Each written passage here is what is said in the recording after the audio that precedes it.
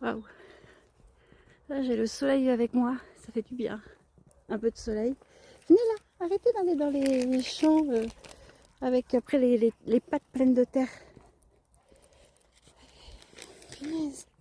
Ils s'enroulent tellement que la laisse, elle n'arrive pas à les suivre en fait. Ah, je vois, c'est bon ça. Qu'ils boivent comme ça le loup. Voilà. Voilà, voilà.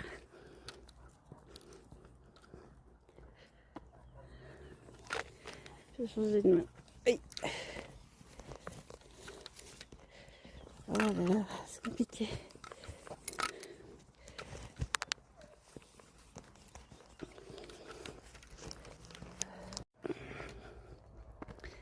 Ou alors la solitude parfois en camping-car. J'avoue que moi je la ressens pas. Bah déjà parce qu'il y a ma fille, donc bah, je suis pas toute seule. Et puis il y a les loulous. Et puis il y a le travail. Et puis il y a, enfin voilà, il y a tout. Et puis les découvertes comme ça. Et puis il faut faire les trajets. Il faut tout préparer. Donc voilà.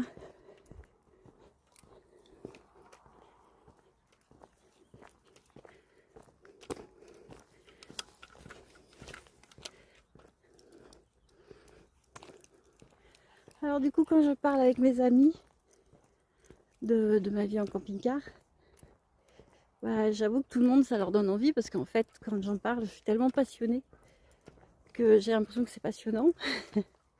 J'ai même des amis qui ont du coup acheté un camping-car et ils sont partis se balader avec les enfants quand ils peuvent parce qu'ils travaillent tous les deux. Donc avec des horaires de travail normaux. Oui, ils peuvent pas partir quand ils veulent, mais... Ah, voiture. C'est pour des bons. Venez là.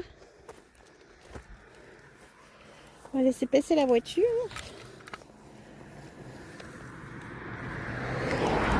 Allez. Voilà. On va laisser passer la voiture. Là, c'est pas des vélos, c'est des voitures. Et du coup, bah, comme ils peuvent pas faire autrement, mais malgré tout, ils en profitent. Et ils disent qu'à la retraite, bah, ils partiront, ils en profiteront plus. Donc ça, c'est bien. Et bah, d'autres, ça leur donne envie de voyager, mais différemment. Donc bah, soit en voiture, soit j'en ai une carrément qui prend l'avion et qui va un peu de partout. Ça, c'est super chouette. Mais c'est plus court, mais ça reste super chouette. Donc en fait, il y a plusieurs façons de voyager finalement. Il n'y a pas qu'une façon de voyager. Et il y en a en effet qui vont s'ennuyer. C'est peut-être même pas de la solitude, ça serait de l'ennui en camping-car.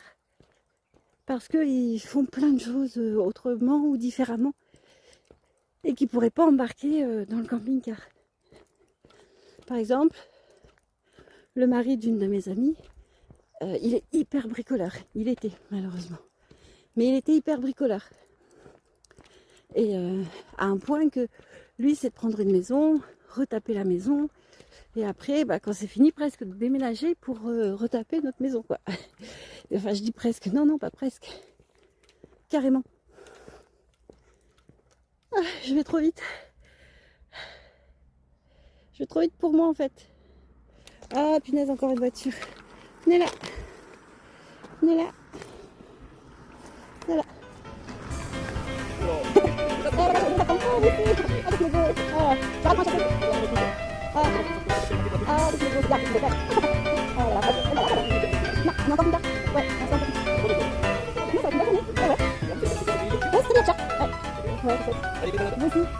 Au revoir. Ah, vous voyez, il y a des belles rencontres comme ça. C'est super agréable. En plus, comme je vous dis, on est dans un tout petit village avec 300 habitants. Donc une nouvelle tête. Et ça fait tout de suite quelque chose en plus. Donc c'est super chouette. Voilà. Vous voyez, voilà. C'est ce que je vous disais, on a de belles rencontres, il se passe de belles choses. Il y a plein de gens super intéressants, super gentils. C'est comme là le monsieur du caveau. Il est revenu plusieurs fois pour savoir si l'électricité fonctionnait, si tout allait bien. Donc voilà, donc c'est plutôt des bonnes choses. Donc oui, je veux dire, je pense pas que ce soit la solitude qu'on ait en camping-car, mais peut-être l'ennui. Donc l'ami, je disais l'ami de mon ami, le mari de mon ami, lui il avait donc ce besoin de bricoler. Donc je sentais bien que ça leur donnait envie de voyager quand ils étaient encore ensemble et que je parlais de mes voyages. Mais lui, il se serait vite, enfin, il aurait retapé tout un camping-car et puis après, il se serait ennuyé. Donc voilà.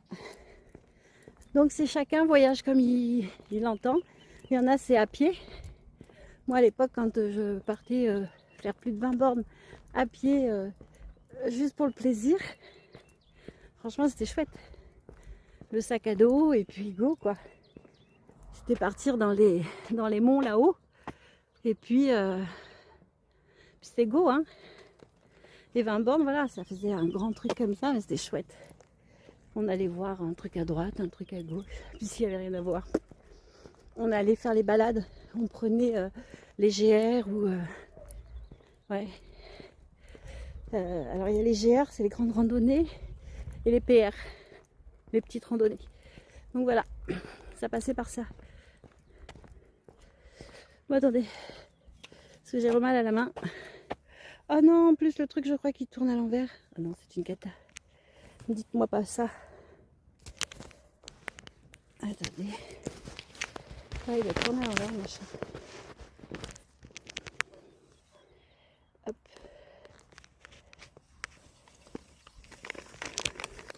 Bon, ben, je sens que ça va faire du montage supplémentaire. Ou c'est qu'il va falloir que je retourne la vidéo. Ou sinon, je la mettrai pas. S'il vous manque un bout de vidéo, il ne faudra pas vous étonner. Parce que ça veut dire que j'aurais filmé à l'envers. Donc là, le monsieur, il est parti aux truffes par là-bas. Bon, en voiture, hein. Donc c'est qu'il y a un truc par là-bas où on peut balader. Donc voilà. Donc en tout cas, moi j'ai toujours su que marcher comme ça, balader, ça me plaît. J'ai toujours su que... Ou alors le monsieur s'est arrêté parce que je tiens mon téléphone comme ça. Attention. Regardez ça, attends. Voilà, je suis là. Bon, ok, j'ai mon gros pilou en plus. Donc c'est pas un manteau, c'est pas un kawaii, c'est rien. J'ai un énorme pilou. C'est-à-dire c'est un... c'est un pyjama en fait. Comme un pyjama le pilou. Donc franchement je dois avoir une allure qui est peut-être pas la meilleure. Bon bref. Voilà. C'est marrant. C'est marrant quand même. Du coup je me rappelle plus ce que je disais. Que chacun voyage comme il a envie. Et que c'est très bien ainsi. Voilà, le principal c'est de faire ce qu'on veut. Je vous dis, il y en a, ils adorent être chez eux, ils détestent bouger. Je connais des gens comme ça. Vraiment, c'est leur bonheur, il est dans la maison. Moins ils peuvent sortir, mieux c'est. Alors après, peut-être par rapport à un traumatisme, quelque chose, hein, attention. Mais c'est une réalité. Leur bien-être, il est là. Et moi, la personne que je connais, il n'y a pas de plainte derrière. Il n'y a pas de... Parce que je sais qu'il y en a, ils sont agoraphobes. Enfin, qui ne souhaitent pas sortir de la maison, mais qui aimeraient sortir de la maison. Qui font des malaises quand ils sortent de la maison. Donc, ils ne veulent pas sortir de la maison, ou du moins, ils ne peuvent pas sortir de la maison. Là, moi, ce dont je parle, c'est quelqu'un qui aime vraiment être à la maison. Qui peut sortir, hein, pas de souci. Elle ne va pas faire de malaise. Mais... elle va pas avoir le plaisir. Alors, attendez, je vais changer de main. Voilà, mais elle va pas avoir le plaisir de sortir, enfin, sans être en malaise. Elle adore être chez elle. Voilà. Comme moi, je vais adorer être en camping-car, voyager, balader. Et bah d'autres, c'est autre chose. Voilà. À chacun ses passions, mes amis.